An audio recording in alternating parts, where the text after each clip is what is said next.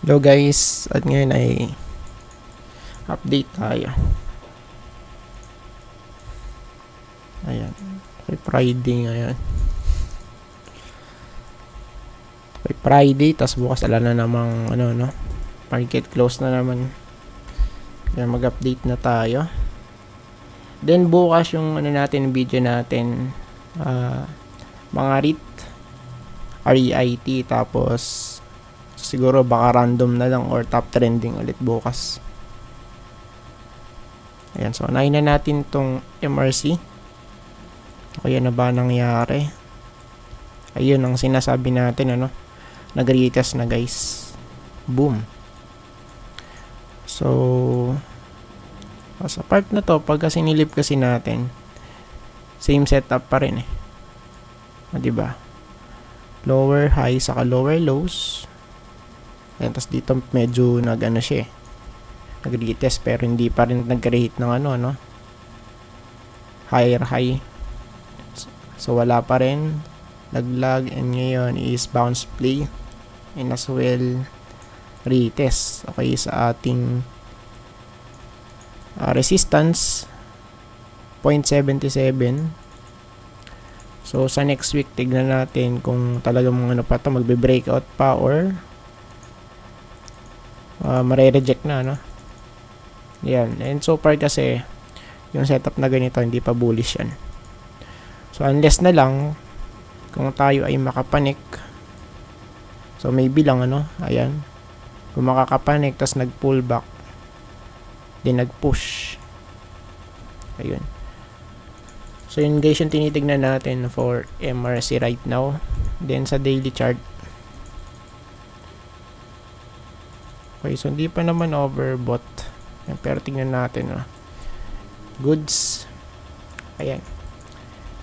Then yung next SPNEC. May mga chart kasi na malapit na sa markup phase Ayan.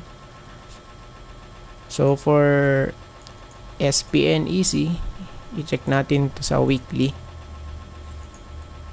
Okay, so base dito guys, okay, na-gold naman sa may support. Ayan, so parang ganito yung kailangan nating makita for MRC, mag-breakout,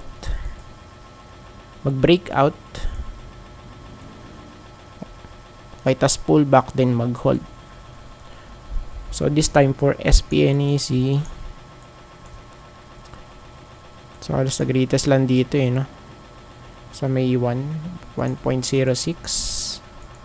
So ngayon tingnan natin, possible crossover, pero let's see sa daily chart. Check natin yung 200. Of course weak pa rin to guys, ayan, kasi kung titingnan natin yung kanyang structure nung chart, so hindi pa siya well established hindi pa, at pwede pa tong bumalik sa baba. So ang bottom niya rito 0.92, nagkakaroon ng bounce so yun nga lang, nagiging weak. Ayun, bounce, okay, tas bounce din dito, tapos medyo hindi makapanik dito guys sa may 1.06 na to okay, so tingnan natin to. So for now hindi pa to bullish guys. Ayan. So unless na lang kung tayo ay mag-rally tas mag-breakout, mas better yun for this one. Ayan, kasi wala pa din naman. So yung next ASIN,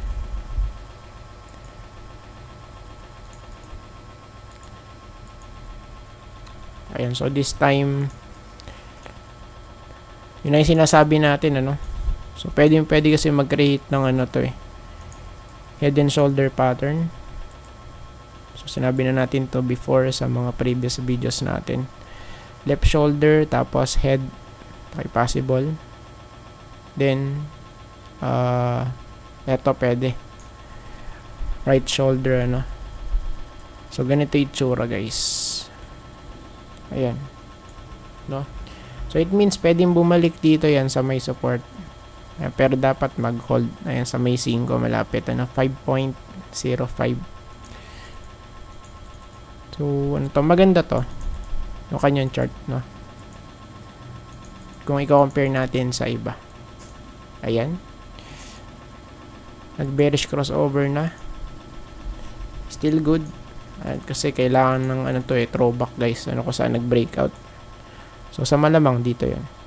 Sa may 5. Plus yung 200 na sa baba na ng price.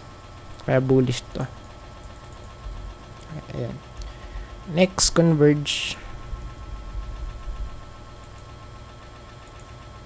Converge. So medyo kung titingnan natin ano no. Naging weak. Hindi na sustain. Tingnan natin kung magkakaroon pa ng pullback or yung price is magrarally na dito no, sa may 12. Ayan. And overall kasi kung titingnan natin, maganda talaga yung chart niya. Ni Converge, no? Sideways na matagal, tas nag-breakout sa taas. So, yun yung confirmation natin. Ayan, no?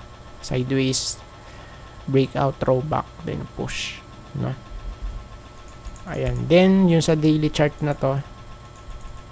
Sa daily chart. So, siguro, kung hindi mag-hold sa may, ay, sa may support niya right now, 11.2. So, pwede tayong bumalik sa 10 point, let's say, 10.3. Ayan, sa may green box na to. Ayan, so, pwede dun, for now, ayan. So, tingnan natin to. Let's see, guys, for Converge, kung mangyari nga yun. Next natin, Home. All Home.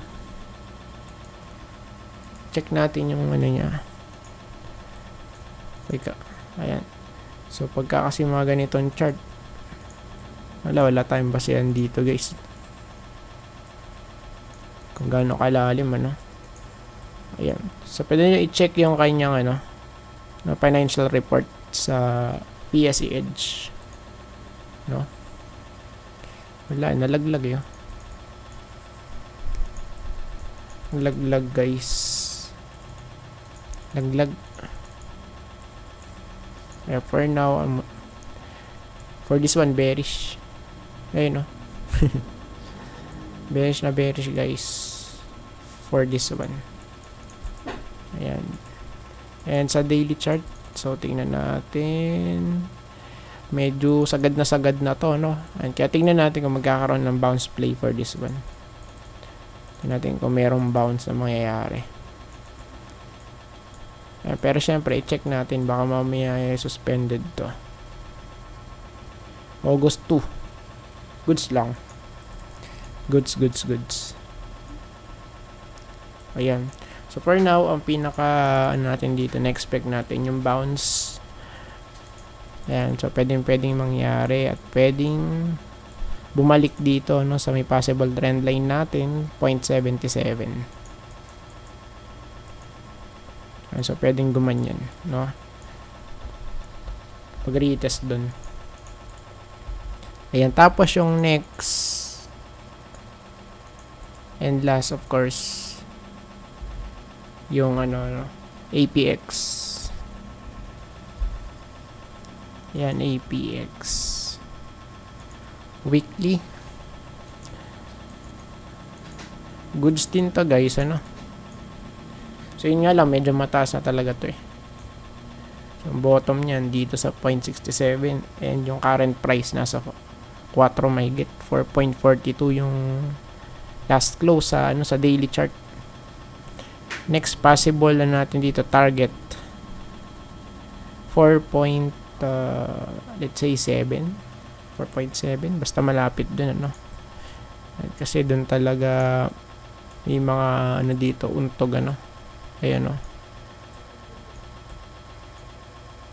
May mga untog dun guys.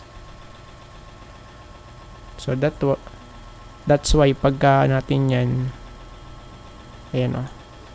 So dun tatama. Then sa ano natin, sa daily chart,